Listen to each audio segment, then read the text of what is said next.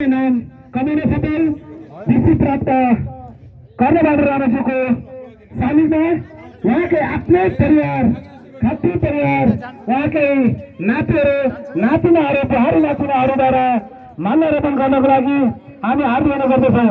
कृपया साहबहरू भिसी पहिला भिसी कर्णबहादुर राणाजीको परिवारलाई ताली दिनुभयो हार्दिक गर्दछौँ। साहब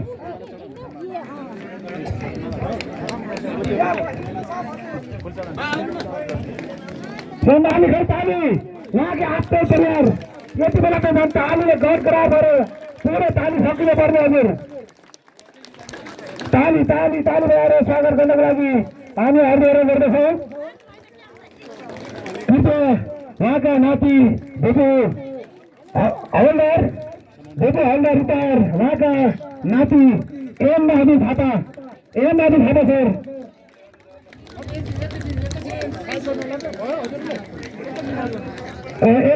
सर सर उहाँका सर्दीय नाति मलाई लाग्छ उहाँ कामको छोराप्रति होला जस्तो लाग्छ। कृपया तालीले स्वागत गर्नको लागि हार्दिक गर्दछौँ। उहाँकै भिसी कर्णबहादुर राणाज्यूका कान्छा छोराका छोरा उहाँका भिसी कर्णबहादुरज्यूको नाति हवलदार एम बहादुर साहबले चाहिँ सर्दीय व्यक्तित्व बाबा भिसी कर्णबहादुर राणाज्यूको सालीमा माल्यार्पण आह्वान गर्दै हुनुहुन्छ। धेरै धेरै धन्यवाद।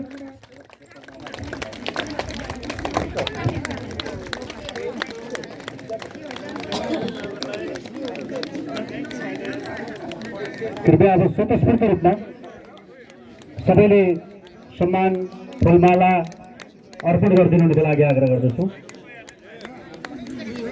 स्वतस्फूर्त रूपमा त्यस पछाडि राष्ट्रिय गानको पालो रहेको छ। यहाँहरू सबैलाई तयारी अवस्थामा रहनुको लागि हार्दिक र विनम्र आग्रह गर्दछु। यो देखेपछि के चाहिँ लाग्यो भने वास्तवमा पल्टनियाको जिन्दगी पल्टनबाट छोडेपछि पनि छोडेको जस्तो नहुँदो रहेछ। एकपटकको आर्मी सधैँको आर्मी हुँदो रहेछ। त्यो अनुशासन त्यो अभ्यास सधैँ रहिरहनु पर्दो रहेछ भन्ने कुरा यहाँहरूले यो कर्मबाट प्रमाणित गरिदिनु भएको छ। कृपया स्वतस्फूर्त रूपमा सबैले फुलमाला अर्पण गरिदिनु होला।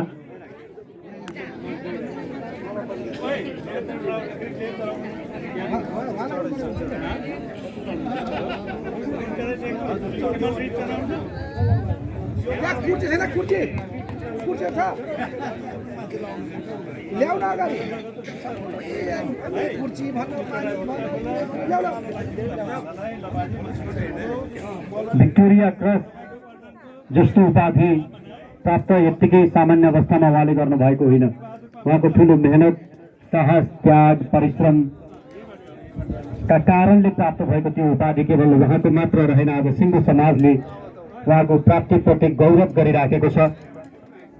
कृपया सबैले सम्मानपूर्वक फुलमाला अर्पण गरिदिनु होला। पल्टनको तर्फबाट शालिगमा माल्यार्पण गरिरहनु भएको छ। सबैले ताली बजाएर सम्मान गरिदिनु होला। ताली यहाँ बजाएको ताली खैरिनी सुनिने गरेर ताली क्या नत्र त अल्छी गरेर सेलाएर सुसाएर गरिराख्नु भएको छ यहाँहरू।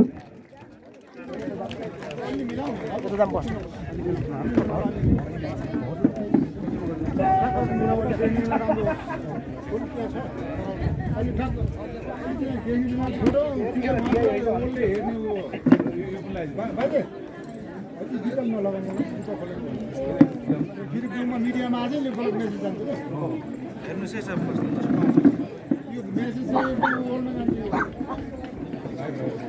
भइरहेछ। फेरि चाहिँ कस्तो गर्छ भन्ने